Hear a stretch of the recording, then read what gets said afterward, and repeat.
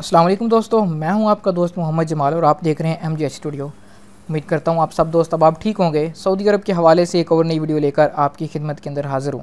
दोस्तों, अगर आप खरूज जा रहे हैं तो एयरपोर्ट पर क्या इकामा जमा करवाना ज़रूरी है?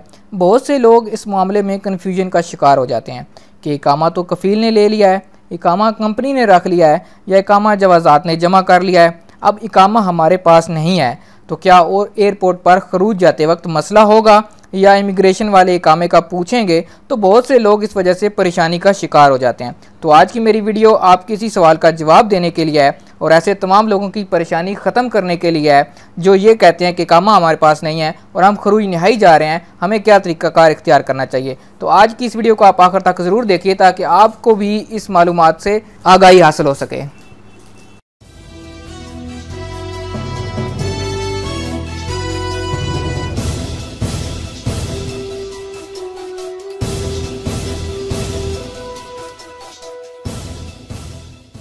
जी तो दोस्तों, वीडियो शुरू करने से पहले आपसे रिक्वेस्ट करूंगा कि जिन दोस्तों ने अभी तक चैनल को सब्सक्राइब नहीं किया वो चैनल को सब्सक्राइब कर लें ताकि इस तरह की मालूमाती वीडियोस आपको सबसे पहले MJ स्टूडियो की तरफ से मिल सकें। तो वीडियो का आगाज़ करते हैं। अगर आप खरूज जा रहे हैं और इकामा आपके पास नहीं है तो आपको परेशान होने की ज़रूरत बिल्कुल भी नहीं। एयरपोर्ट पर आपसे इकामे के बारे में कोई भी नहीं पूछेगा।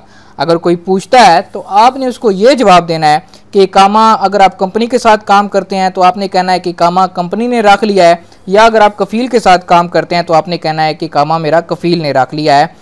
अगर वो ये पूछते हैं तो आपने ये चीज़ उनको बतानी है और वो पूछेंगे कि क्यों रख लिया तो आपने इस चीज़ का ये जवाब देना है कि कंपनी या कफ़ील ने कहा है कि वो इकामा खुद जवाज़ात के अंदर जमा करवा देंगे।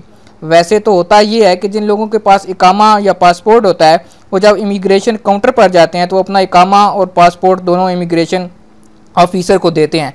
अब इमिग्रेशन ऑफिसर जो आपका पासपोर्ट है उसके ऊपर तो स्टैंप लगा के आपको वापस दे देता है, लेकिन जब आपका खरूज नहीं लगा होता है तो वो इकामा अपने पास रख लेता है। लेकिन वैसे जो लोग जिनके पास इकामा नहीं होता तो वो इकामे के बारे में पूछते नहीं, आप बस अपना पासपोर्ट उस बंदे के आगे करें, इमिग्रेशन वाले आपको स्टैंप लगा के आपका पासपोर्ट वापस कर देंगे। अगर वो आपसे सवाल करें तो आपने उसका ये जवाब देना है कि इकामा कंपनी या कफ़ील के पास है, क्योंकि बहुत सी कंपनीज़ या कफ़ील जो हैं वो इकामा इस वजह से अपने पास रख लेते हैं कि जब बंदे का खरूज नहाई लग जाता है तो उसके पास 60 दिन का टाइम होता है। 60 दिन के अंदर अंदर उसने सफ़र करना होता है। तो बहुत से लोग इस तरह करते हैं कि उस इकामे के ऊपर किसी और जगह पर जाकर काम शुरू कर देते हैं। तो इस वजह से कफ़ील और कंपनियां कामें अपने पास रख लेती हैं कि बंदा कहीं और जगह पर जाकर काम वगैरह करना ना स्टार्ट कर दे। तो ये वजह होती है, इस वजह से वो खुद इकामे जवाज़ात के अंदर जमा करवा देते हैं। तो दोस्तों, ये आपने उनको जवाब देना है इमिग्रेशन ऑफिसर को अगर वो आपसे सवाल करते हैं, लेकिन 90% ये चांस है कि आपसे कोई इकामे के बारे में सवाल नहीं किया जाता है। और अगर आपको ज़्यादा डर लगता है, कफ़ील आपका इकामा अपने पास रख लेता है या कंपनी रख लेती है इकामा पास, तो आपने करना यह है कि आपने अपनी कंपनी या अपने कफ़ील से एक खिताब बनवा लेना है, यानी कि एक लेटर बनवा लेना है जिसके ऊपर ये लिखा हो कि मैंने इस बंदे का इकामा अपने पास रख लिया है और मैं इसको जवाज़ात के अंदर जमा करवा दूंगा। ये लेटर बनवाने के बाद आपने उसके ऊपर अपनी कफ़ील या अपनी कंपनी की तरफ से स्टैंप लगवा लेनी है नीचे और उसके साइन वगैरह करवा लेने हैं। ये तरीकाकार उन लोगों के लिए जो बहुत ज़्यादा डरते हैं कि अगर हम एयरपोर्ट के ऊपर बगैर इकामे के जाएंगे तो हो सकता है जवाज़ात वाले या इमिग्रेशन वाले हमें वापस सफ़र ना करने दें और वापस भेज दें।